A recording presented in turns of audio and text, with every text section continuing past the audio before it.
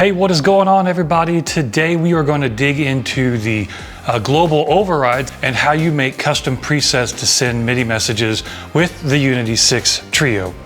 So what is a global override and how is that going to work? So it kind of sounds basically like it is. If you have global messages assigned to your switches, you can do a global override within each of your individual banks.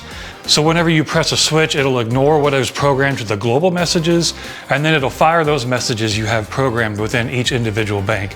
So when you're doing global override presets, these are on a per bank basis. So each of your banks can do something completely different. That is completely up to you and how you decide to program it. So let's switch cameras here and take a top-down view of the Unity 6 and the Trio, and let's go deep dive and see how we can do some custom programming on our global overrides.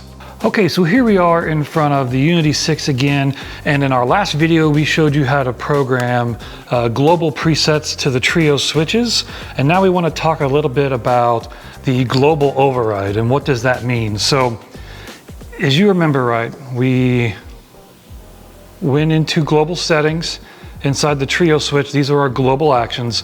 So we have loops 1, 2, and 3 on the short press.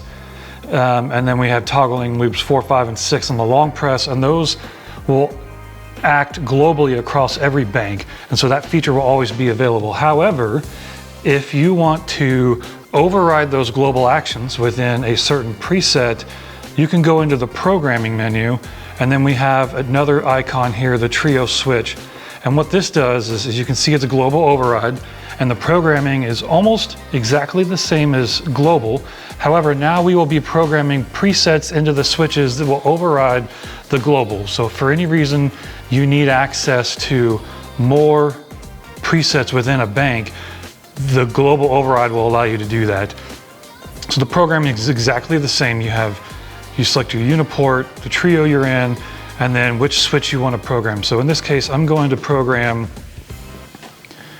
switch C and Trio 1, and then I'll make this a press. So if you remember in our global, this would be turning loop 1 on and off. But in this case, it's gonna ask which preset you want to program it to. So this would be preset 1, 2, 3, 4, and 5. So we select the drop-down menu, select 2, and then it's gonna ask what your action is. In this case, your action would be replacing some of the press actions on the switch. So we have the press actions are available to us are long press release, double tap, the double tap long, or the double tap long release. So let's just do a long press.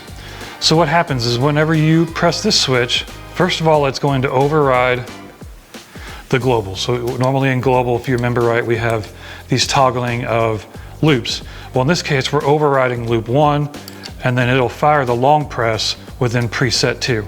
So what does that mean? Let's say you go into programming, into presets, you select preset number 2, you can choose a group of messages, and then let's say we want to send some PC messages. So we select long press, we'll do PC number 2 to channel 1, okay? So whatever's assigned within this preset underneath long press, we can obviously do more messages if we want. If we need a group of messages to fire, all we have to do is make sure that it is assigned to the long press. Let's do a PC again. So nothing's connected here, but we can select channel 2, just for instance. So now we're sending 2 different PC messages on 2 different channels, preset 2 long press. So again, you can long press here and it would fire that same message, but a lot of people are saying that they would much rather have just a single press to each one of their switches. So we're expanding the easier access, I guess, to the different press actions within here. So now a press immediately fires that long press. So you don't have to do a long press anymore. So our long press turned on loop 4 because it's still global, but a simple press will fire whatever's programmed underneath preset 2.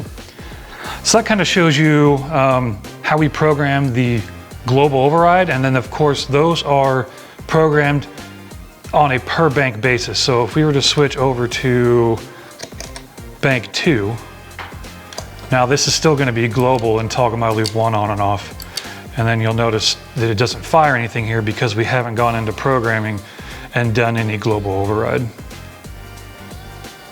So as you can see now, that action is empty because we haven't programmed anything within this bank.